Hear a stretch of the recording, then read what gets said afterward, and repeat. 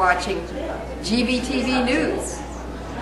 Thanks, Gloria, and I'm Randy Hansen. In today's World News headlines, Obama's congressional leaders to meet on fiscal cliff as deadline looms. An EPA head, Lisa Jackson, announces resignation. Dock workers, 14 U.S. ports threaten strike over pay. Michigan enacts emergency manager law despite voter repeal. And Chicago Teachers Union sues city for discrimination. NRA renews vow to oppose UN arms treaty. And Utah teachers attend gun training seminar. And confirmed U.S. drone strikes decline in Pakistan and rise in Yemen. And Central African Republic seeks foreign help as rebels advance on capital. An Indian rape victim commits suicide after police pressure to marry attacker. And Putin enacts U.S. adoption ban.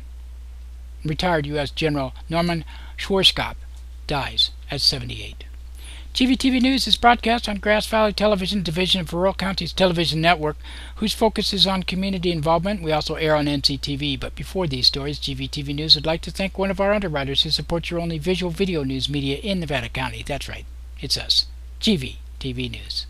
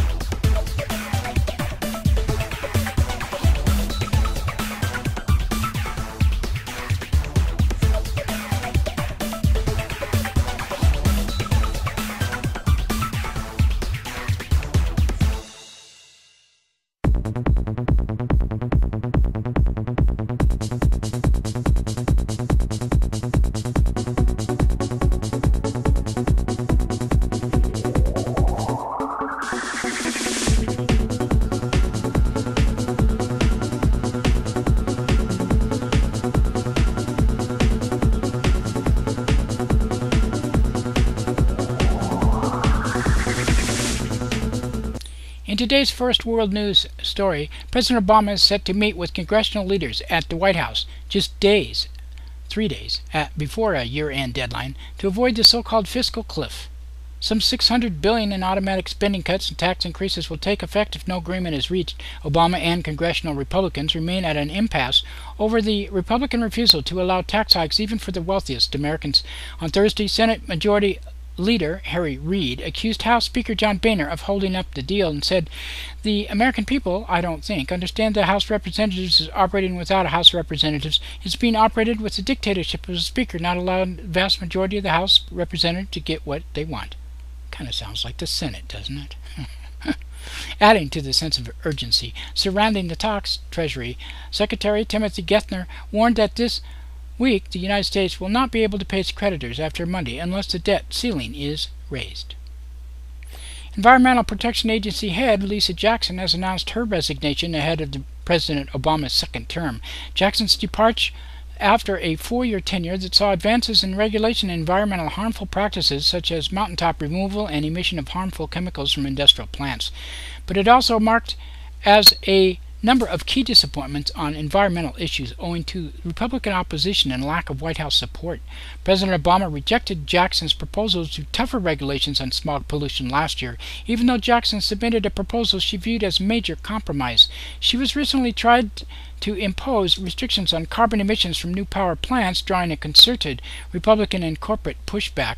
After ignoring global warming during the 2012 campaign, Obama recently vowed to address it during his second term. In a statement, the National Resources Defense Council called Jackson an unrivaled champion of our environment, adding her successor will inherit an unfinished agenda that begins with the issuance new health protections against carbon pollution and exist power plants and largest remaining drive of climate change that needs to be controlled.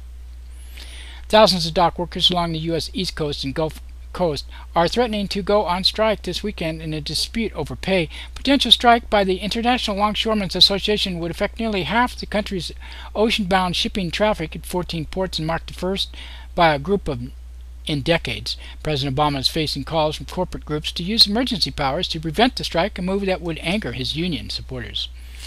Michigan Governor Rick Snyder has signed into law a measure allowing Michigan areas to declare bankruptcy or fall under the control of an unelected emergency manager, enabled to fire public officials and nullify union contracts, dubbed by the critics Michigan's local dictator's law. State Republicans approved it this month after voters repealed a similar initiative on Election Day. Despite the reimposing of the measure that was rejected by popular vote, Governor Snyder said, "This legislation demonstrates that we clearly heard, recognized, and respected the will of the voters. It is among a number of controversial bills recently advanced by the state Republicans in Michigan before their major declines with the new legislative sessions next month." The Chicago Teachers Union has filed a lawsuit accusing the city of discriminating against African American teachers and staff through its efforts to reform or shut down local schools.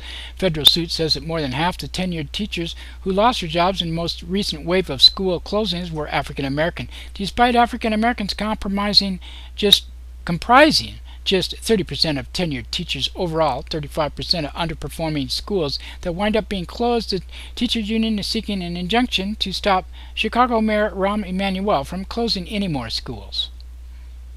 The National Rifle Association has confirmed plans to continue its campaign against a proposed UN treaty that would regulate the global arms trade.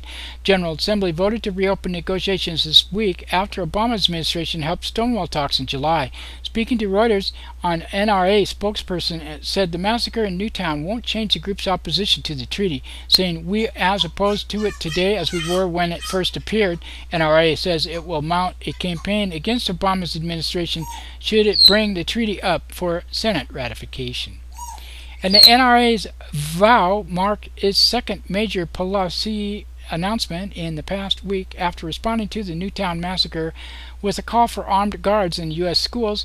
On Thursday, some 200 teachers in Utah attended a seminar sponsored by Pro-Gun Utah Shooting Sports Council for free training on the handling of firearms. New figures show publicly showing U.S. drone strikes declined in Pakistan this year while drastically increasing in Yemen. According to the New American Foundation, confirmed drone attacks fell from 72 in Pakistan while rising 53 from 18 in Yemen. The United States has just recently admitted responsibility for a September attack in Yemen that killed 11 civilians, including 3 children. Rebels in Central African Republic appeared to be on the verge of seizing control of the capital of Bangui after taking at least 10 other towns. Central African Republican President, the Republic President, was asking France to help push back the rebel advance. In India, a 17-year-old girl who was gang raped has committed suicide after being pressured by police to drop her the case and marry one of her attackers. The girl's death comes amidst the growing national outrage over a spat of gang rapes ignored by India's police, including one in a public bus in Delhi. On Thursday, protests against rape in India continued nationwide. One of the protesters said, "It is completely sad on the part of the government actually since they are doing nothing about the innumerable rape incidents that are happening around us and the crass comments that are being passed, especially by family members from respected MLA legislators, and they themselves being representatives of political parties, is unacceptable and we're completely infuriated." According to India's National Crime Registry, 1 woman is raped every 20 minutes in India. Russian President Vladimir Putin has signed into law a ban on U.S. citizens adopting Russian children. Ban is seen as a retaliatory move after President Obama signed a law denying U.S. visas and bank accounts to Russian officials linked to the deaths of imprisoned whistleblower Sergei Magnitsky. It will still take effect on January 1st and likely add a new strain on U.S.-Russian ties. And retired U.S. General Norman Schwarzkopf has died at the age of 78. Known as Norman Schwarzkopf headed the first Gulf War in 1991, which killed up to 205,000 Iraqis during the invasion and its aftermath and disseminated Iraqi's infrastructure. In one of the most notorious incidents, Schwarzkopf ordered U.S. forces to fire on retreating and disarmed Iraqi forces along the Highway 80. Then it was named Highway of Death. News of Schwarzkopf's death comes as former President George H.W. Bush, who ordered the first Gulf War, is in a Houston hospital in intensive care suffering from bronchitis. That's it for our world news today. Now, another thanks to one of our underwriters to support your visual video news media in Nevada County.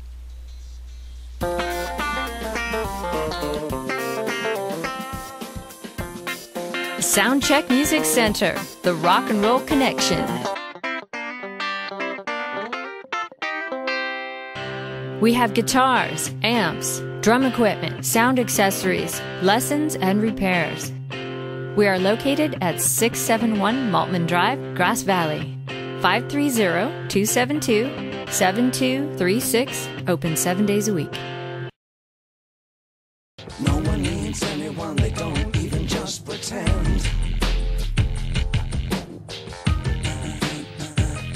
Jonas in America. I'm afraid of Americans. I'm afraid of the world.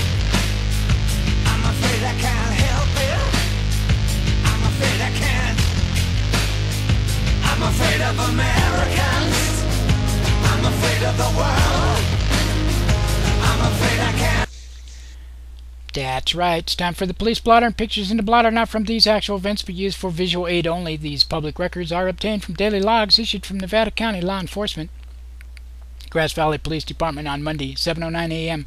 Caller in the corner of South Church and Neal Street reported a man screaming. An officer made contact and determined the man was upset that the bus was late. 8:44 a.m. a caller from 500 block of Crown Point Circle reported a man with piercing eyes chasing and threatening drivers. The man was reportedly very fast. 9:15 a.m. a caller from 500 block of Walsh Street reported a broken window that occurred last night.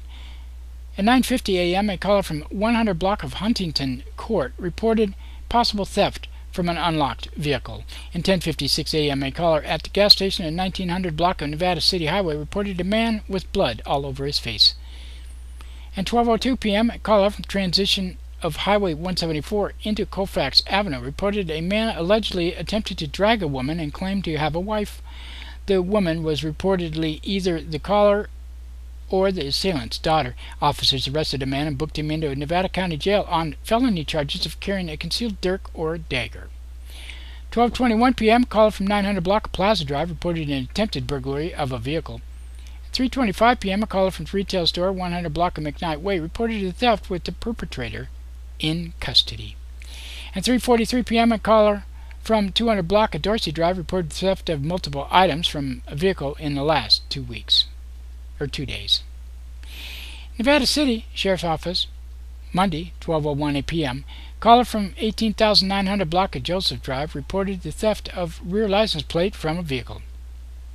1:23 p.m. Caller from 18,100 block of Indian Springs Road reported theft of mail. And 2:20 p.m. Caller from 13,200 block of Idaho Maryland Road reported 2 unlocked vehicles were gone through and small amounts of change were taken.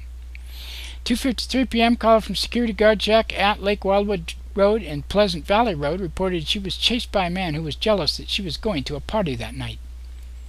At 2:59 p.m. a caller from intersection of Pleasant Valley Road and Highway 49 reported a burglary to a vehicle in which a purse containing an iPhone and $525 was taken. 8:30 p.m. a caller from 22,300 block of Dalen Place reported being attacked with a stick. His family denied medical attention. 8:33 p.m. a caller from the intersection of West Drive and Rough and Ready Highway reported someone broke into a vehicle. 11:36 p.m. a caller from 12,100 block of Rough and Ready Highway reported their vehicle had been rifled through. And Nevada City Police Department on Monday, 2:53 p.m. a caller from 100 block of Argyle Way reported her iPhone was stolen while she was doing laundry. And that's it for the blotter today. Now another thanks to one of our underwriters who supports your only visual video news media in Nevada County. That's right, it's us, GVTV News. Christopher's Old World Deli and Catering Company has brought its delicious food and service downtown Grass Valley. Like desserts? They got 'em. You like international style lunches? They got 'em. Christopher's Deli and Catering for parties, get-togethers, weddings, or whatever. Open 7 days a week.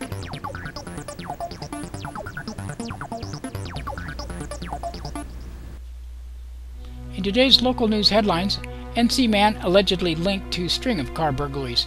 And Grass Valley bar fight sends man crashing into Foggy Mountain's window. A new judge sworn in for Superior Court. Nevada City man spotted trying to break into a vehicle in Grass Valley was linked to a number of similar burglaries, said one of the police sergeants at Grass Valley Police Station. A woman living in an apartment complex in 500 block of Whiting Street called 911 about 12:30 a.m. Monday to report that a man just tried to break into her vehicle and was scared off by alarm and ran. She said he had also been in a neighbor's car. Officers did an area check, saw a suspect leaning into a vehicle while using a flashlight. The officer said the man, identified as Keith Alexander Rushing, 19 years old, of Nevada City, was allegedly found with meth in his possession.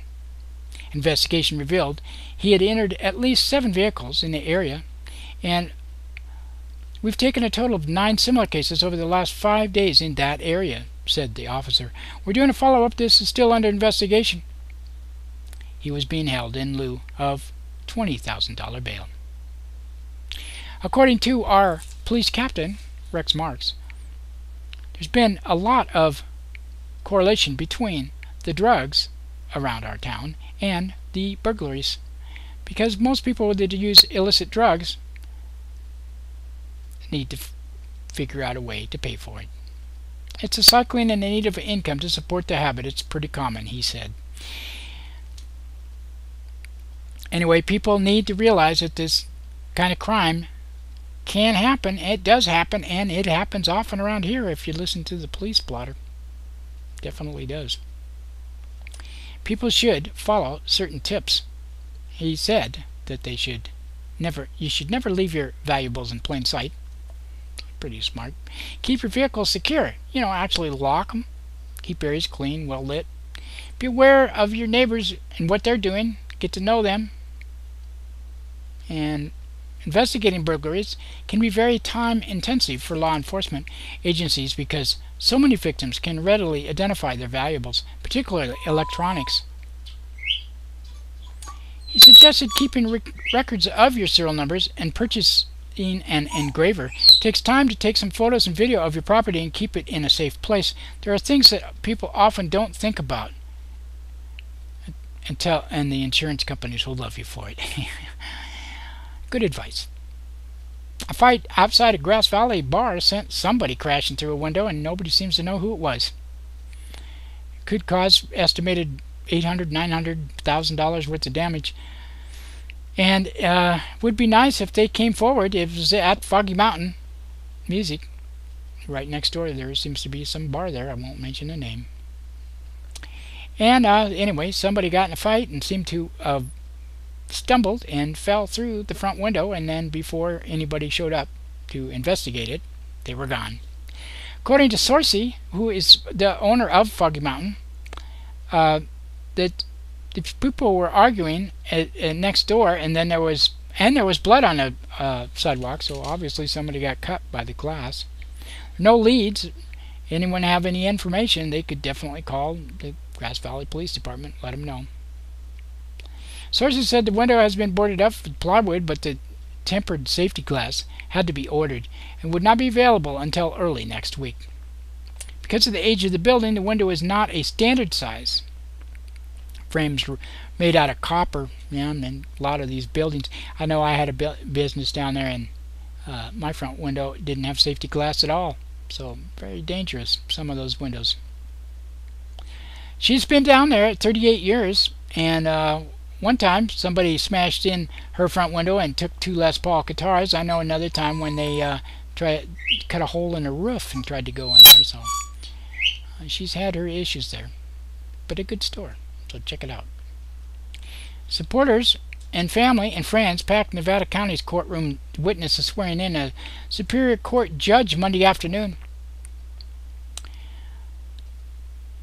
Linda J. Sloven was named by our governor to officially retire from the bench in July. Sloven has moved to Nevada County a little more than 12 years ago and has had a private practice primarily representing plaintiffs in employment matters and nursing home neglect and abuse cases. She graduated from University of California, Berkeley, and Golden Gate University School of Law, a number of federal district courts and state courts and appeals, and has served as board member for legal and community organizations that included National Lawyers Guild, Nevada County Bar Association, Nevada County Citizens for Choice, and Nevada City Schools Foundation. Superior Court judges Robert Tamietti, B. Scott Thompson, Candace Heidelberger, and Sean Dallin all were on hand to watch as presiding judge Tom Anderson administered the oath to Slovan, who jokingly later said that she was shaking as she signed the paperwork. And she didn't retire. She just took over from somebody who retired. I'm tremendously honored and humbled by the trust that has been placed in me, Slovan said. I promise to always do my best on my job. Slovan also thanked a lot of people who helped her and her friends and her two children, Adam and Alina, and she called were her biggest blessings. She will have a short training period like all judges, and then she will graduate into being on her own. Annual compensation for this kind of job is $178,789 a year. Not bad. That's it for local news today. We would like to thank Amy Goodman, Reuters, Associated Press, Ubinet, Sierra Foothills Report, The Union, local law enforcement, and others for the sourcing of our news, and you for watching. Remember, we are the only visual video news media in Nevada County, and we are free for you to watch 7 days a week. If you have local stories and would like to have them aired on our news, please email us with the story to 750 words, and if you have pictures, please include them in the email to grassvalleytelevision@gmail.com. Please include some type of contact information for verification of facts. You can watch this broadcast on Comcast Cable, NCTV, Channel 11 in Nevada County, 8 a.m., 3 p.m., 7:30 p.m., Monday through Friday, 10:30 a.m., Saturday, and 8 p.m. Sunday, and Suddenlink Channel 16 in Truckee and Alta Sierra, same times. We also are streamed on the internet, NCTV's Digital Media Center website at nevadacountytv.org, and our website, GVTV.org. And don't forget Grass Valley Television, that plays 24/7 on the net, grassvalleytelevision.com. We post to Facebook, YouTube, blip.tv, and many other sites, and have RSS feed and video podcast on iTunes. Just search under video podcast for GVTV News. Grass Valley Television also videotapes local events around Nevada County. If you have a need for video, you can contact us for more info at grassvalleytelevision@gmail.com or 530-362-8889. This show produced by Grass Valley Television of Rural Counties Television Network. We hope you will stay tuned to us for this next season, as we're going to spice up the news in the future. You can always email us ideas and comments, and if you like us on Facebook, we like that. News Player can be embedded on your site, or you can go to our sites, which we had already mentioned. Due to the lack of underwriters this year, we will be doing 3 shows a week, playing Monday, Tuesday, Wednesday, Thursday, and Friday, Saturday, Sunday editions.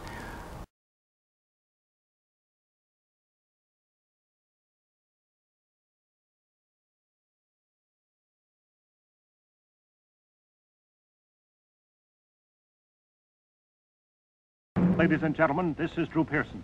We bring you this special radio television broadcast in order to give you the very latest information on an amazing phenomenon: the arrival of a spaceship in Washington. The Army has taken every precaution to meet any emergency which may develop. Just a minute, ladies and gentlemen, I think something is happening.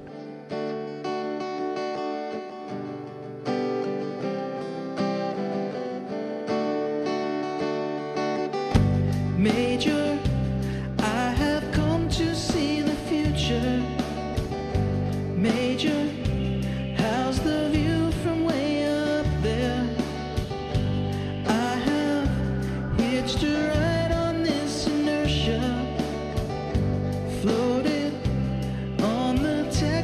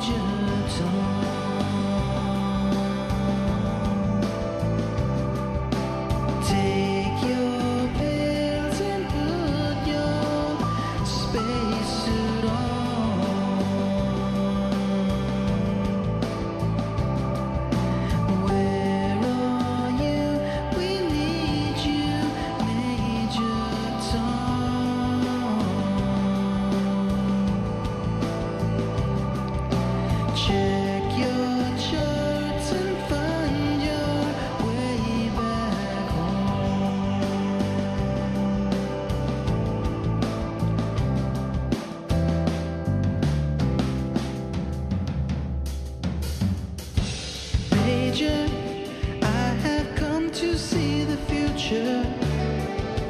Major, I have come to seize the day. Learning from a code that was forgotten.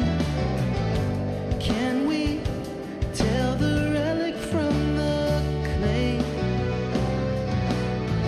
I think it's time that we begin to really feel you.